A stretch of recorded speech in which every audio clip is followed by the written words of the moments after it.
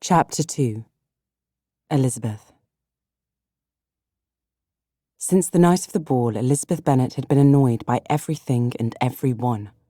Nearly all of the men she knew, Mr. Wickham, Mr. Darcy, Mr. Collins, Mr. Bingley, became the target of her vexation.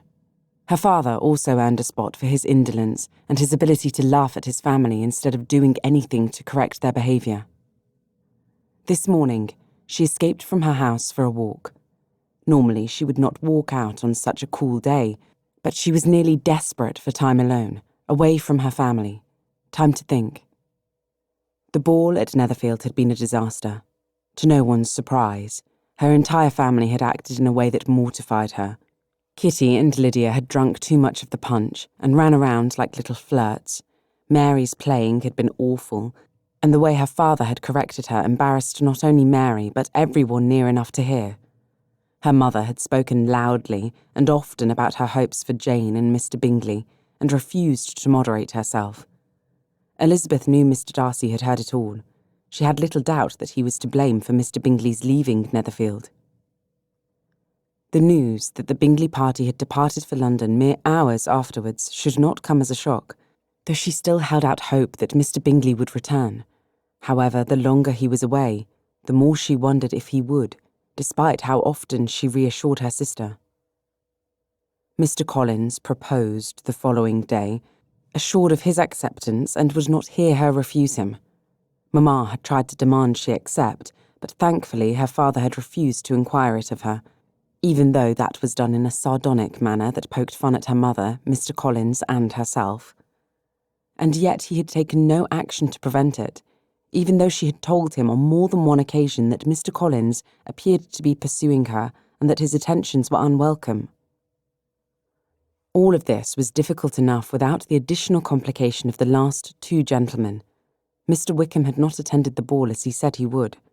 At first, she was inclined to believe his excuses and to blame Mr. Darcy for his defection, but other things had made her question his claims. He had said that Mr. Darcy would not drive him away, yet he did not attend because of the other gentlemen's presence. He claimed to have done so to avoid a scene, but Mr. Darcy was the last person to make a scene in public. In truth, it was the memory of Mr. Darcy that sent Elizabeth outdoors this morning. More accurately, it was the dream she had of him the previous night, in which the arrogant, frustrating, haughty man had dared to propose to her in the worst way imaginable. Mr. Collins's proposal had been awful and insulting. Mr. Darcy's words in her dream had somehow been far worse. Just like Mr. Collins, he had had little doubt of his reception, and believed that Elizabeth would never deign to refuse him. At least Mr. Darcy had professed some affection for her. Recalling the words from her dream, she replayed what he'd said. "In vain I have struggled. It will not do. My feelings will not be repressed. You must allow me to tell you how ardently I admire and love you." What came next, however, was not only insulting, but offensive. He called their possible connection a degradation to his own status in society. The events that followed did neither of them any credit. She was shrewish, he was arrogant and proud. The two fiercely argued. Frankly, Elizabeth was surprised to learn the man did, apparently, have feelings.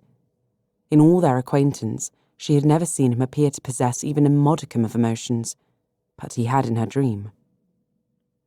Part of her wanted to dismiss the whole dream as purely fanciful, but something made her wonder if it were mere fantasy or some sort of prophecy.